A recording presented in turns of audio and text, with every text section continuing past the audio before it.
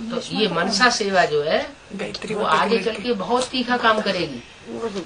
आगे चल के तो ये साधन भी नहीं रहेंगे। जिन साधनों से अभी हम सेवा कर रहे हैं ये साधन सब गायब हो जाएंगे। ऐसी चारों तरफ आग लगेगी। पानी का जैसे कनेक्शन मिल रहा है, हिंदू मुसलमानों की लड़ाई होगी, पानी का कनेक्शन तोड़ देंगे। जो टैंक है पानी के उनमें जहर घोल देंगे, पानी पीने योग्य नहीं रहेगा। जो बिजली का कनेक्शन है तारों से वो काट देंगे, वो भी नहीं मिलेगा।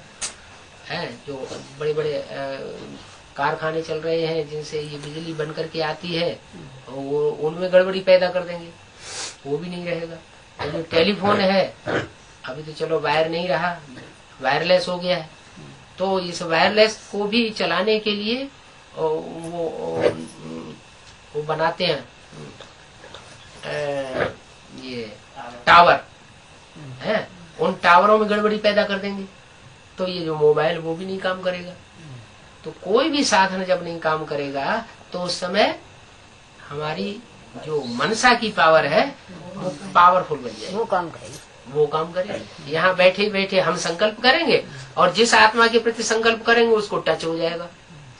क्या कि इस व्यक्ति ने हमको ये संदेश भेजा या बाबा ने हमको ये डायरेक्शन भेजा, और स्पष्ट समझ में आएगा कि ये डायरेक्शन इस जगह से इस व्यक्ति के द्वारा और हमको इस टाइम पर भेजा गया, और उसको हम फॉलो करेंगे। तो ये मनसा की जो पावर है वो सबसे बड़ी पावर है दुनिया की, रूहानी ताकत जिसको कहते हैं। अभी क्या है, अभी हम इतने कंसंट्रेशन वाले बने नहीं हैं। क्या बुद्धियों को एकाग्र करने वाले नहीं बने हैं। क्यों? क्योंकि चारों तरफ से दुनिया हमको खींच रही है। अब पतित दुनिया के बीच में, तो पतित दुनिया के संग का रंग हमको लग जाता है। कहते हैं ना, काजर की कोठरी में कैसो सयान हो जाए, एक लीक काजर की लागी है पे लागी है, लगी जाएगी है एक लकीर जरूर लग जाएगी, क्योंकि काजर की कोठरी में से गुजर रहे हैं। तो अब करना क्या है, रहना तो है, लेकिन बाबा कहते हैं कमल फूल समान रहना है। जैसे कमल होता है कीचड़ के अंदर ही रहता है, लेकिन कीचड़ के अंदर से जब बाहर निकलता है कमल तो उसमें कीचड़ का एक भी बूंद ठहरता नहीं। तो ऐसे हम अपनी बुद्धि को बना ले, क्या जब चाहे तब हम बाबा की याद में टिक सके, जब चाहे तब हम कर्मेंद्रियों से कर्म करें, और जब चाहे तब हम वाचा से सेवा करें। ये हमारी कंट्रोल में होना चाहिए। चारों तरफ शोरगुल हो रहा है, और शोरगुल के बीच में भी हम अपने ध्यान में बैठना चाहें तो बैठ सकें, बाबा की याद कर सकें, या जो भी संकल्प करना चाहें वो कर सकें। एक सेकंड में हम बुद्धि को जहां जहां एकाग्र करना चाहें वहां कर सकें, ऐसी प्रैक्टिस होनी चाहिए। तो यहाँ तो क्लास में माता ही माता ज्यादा दिखाई पड़ रही है, एक दो भाई तो चलो ठीक है, कम से कम एक दो पांडव कहने के लिए तो है, क्योंकि नाम ही है पांडव शिव शक्ति पांडव सेना, पीछे से एक दो पांडव तो जुड़ा ही हुआ है। तो इसके लिए ये जरूरी है कि हम अपने लौकिक परिवार में कोई अशांति न पैदा होने दें। क्या अगर कहीं अशांति पैदा होती है तो देखें कि कहीं हमारे कारण तो पैदा नहीं हो रही।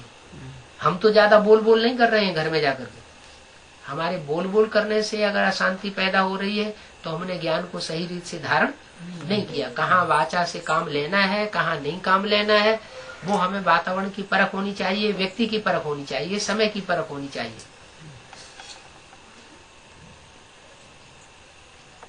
कर्मेंद्रियों की जहां तक बात है,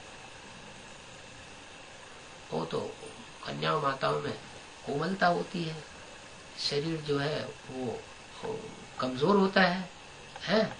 तो घर के वातावरण में अगर भाइयों को ज्यादा प्रेशर पड़ रहा है तो शरीर से भी कोई प्रकार का अपोजिशन नहीं करना चाहिए। बच्चे हैं तंग ज्यादा करते हैं तो बच्चों पर हाथ पांव चलाने से हमारा पाप कर्म बनेगा। क्यों? क्योंकि बच्चे तो बाबा ने कहा है ये महात्मा है, और महात्माओं में हम महात्माओं के ऊपर हम हाथ उठाएंगे तो ये तो बहुत बड़ा पाप हो जाएगा। सिर्फ जितना मुरली में बोला है, जितना तक छूट दी है उतना ही करें। कितनी छूट दी है? तो बच्चों के कान पकड़ दो, उनको बाथरूम में बंद कर दो, उनके हाथ पांव पीछे से बांध दो। अगर बहुत ही शैतानी देते हैं तो इससे ज्यादा और कुछ नहीं करना।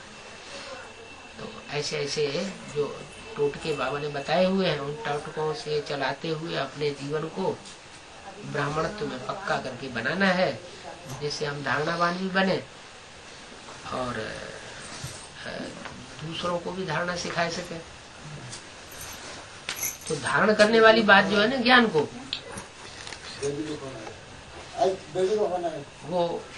वो धारणा करने वाली बात में थोड़ा बुद्धि लगाना पड़ता है। क्या कभी कभी ऐसा होता है कि बाबा ने बोला, जैसा जैसा बोला हमने वैसा ही सीधा कर दिया, उसके रहस्य को नहीं समझा तो भी उल्टा हो जाता है। नहीं, बाबा जो बात बोलना चाहते हैं वो किस स्थिति में बोली गई, किस परिस्थिति में बोली गई, किस व्यक्ति की बोली गई, किस व्यक्ति के लिए बोली गई, वो भी देखना है। बाबा ने ऐसा बोला तो हम ऐसा ही कर देंगे, नहीं। हर बात की गहराई को समझ करके फिर कदम उठाना चाहिए। अगर चलो समझ में नहीं भी आता है, हाँ, तो छोड़ दे, बाबा से पूछे पहले, फिर बाबा डायरेक्शन देंगे डायरेक्ट। ओम शांति।